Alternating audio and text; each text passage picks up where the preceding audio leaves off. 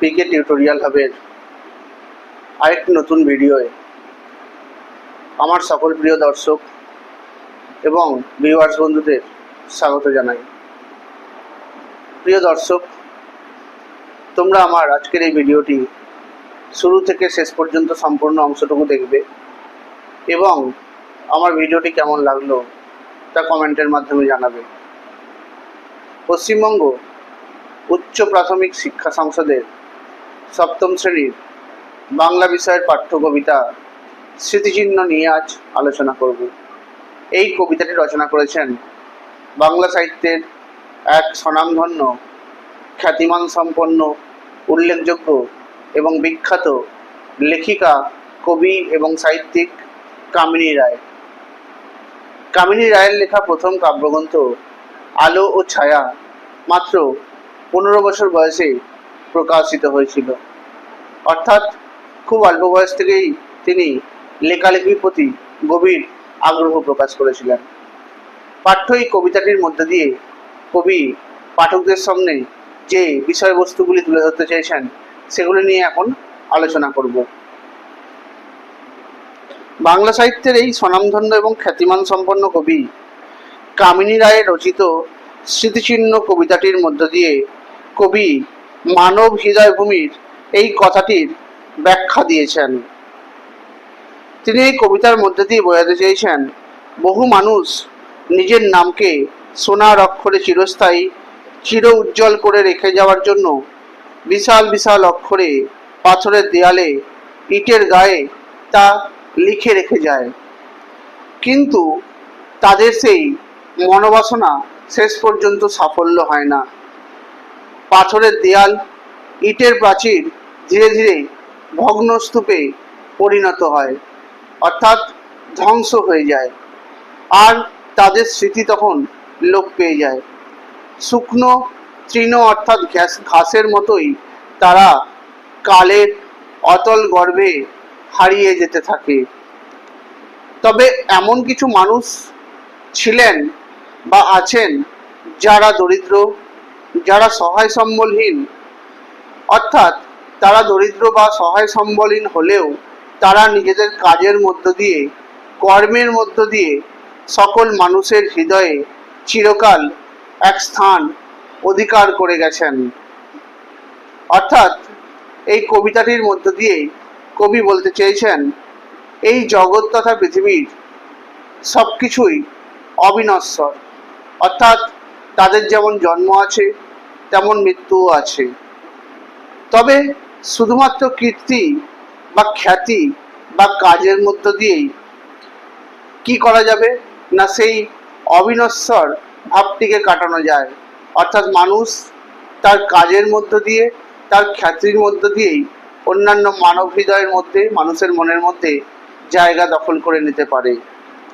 তাই দরিদ্ররা বিলাসিতা ত্যাগ করে শুধু পরের জন্যই কাজ করে যায়, আর এই কারণেই তাদের কোনো রকম সহায় সম্বল না থাকলেও তারা কিন্তু চিরকালই মানুষের মনে থেকে যায় বা চিরস্মরণীয় হয়ে থাকে।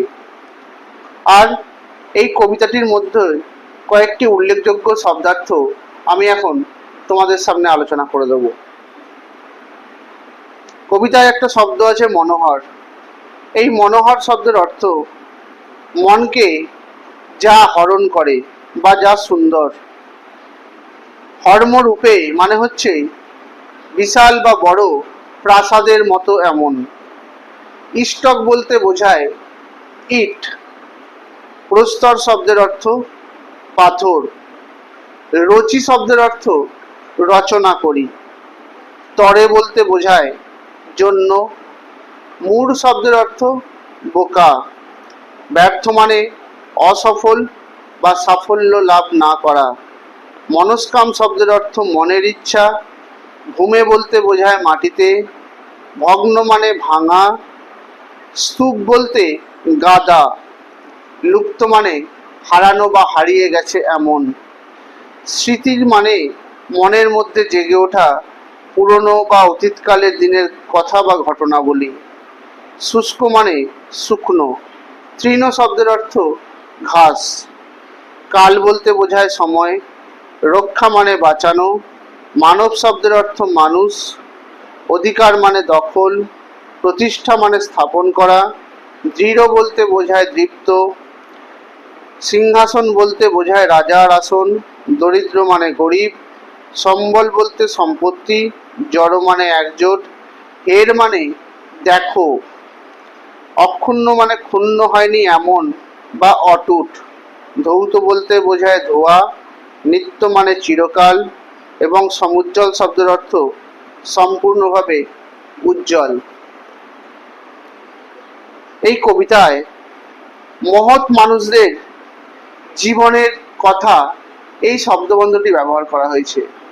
এরকম কয়েকটি মহান মানুষ যাদের জীবন কথাগুলি তাদের গ্রন্থের মধ্যে দিয়ে ফুটিয়ে তোলা হয়েছে, সেগুলি হলো রবীন্দ্রনাথ ঠাকুরের আত্মজীবনীমূলক গ্রন্থ জীবন স্মৃতি, সুভাষ মুখোপাধ্যায়ের ঢোল গোবিন্দের মনে ছিল এই, সত্যজিৎ রায়ের যখন ছোট ছিলাম, পণ্ডিত রবিশঙ্করের রাগে অনুরাগে, মান্নাদের জীবনের জলসা ঘরে ইত্যাদি গ্রন্থ উল্লেখযোগ্য। এছাড়াও এই কবিতায় একটা শব্দ আছে সাম্রাজ্যবাদী। এই সাম্রাজ্যবাদী বলতে বোঝায় যাদের প্রধান বা অন্যতম কাজই হলো তাদের ক্ষমতা বা শক্তির ভয় দেখিয়ে মানুষদের ওপর নিজেদের সামাজিক কর্তৃত্বকে কায়েম করা। সেই সমস্ত গরিব দরিদ্র মানুষদের শোষণ করে তাদের নিজেদের সম্পত্তি বাড়িয়ে নেওয়ার কাজে লাগানোকেই বলা হয় এক কথায় সাম্রাজ্যবাদ বা সাম্রাজ্যবাদী। তোমরা আমার আজকের এই ভিডিওটি লাইক করে দেবে, কমেন্ট করবে, শেয়ার করে দেবে।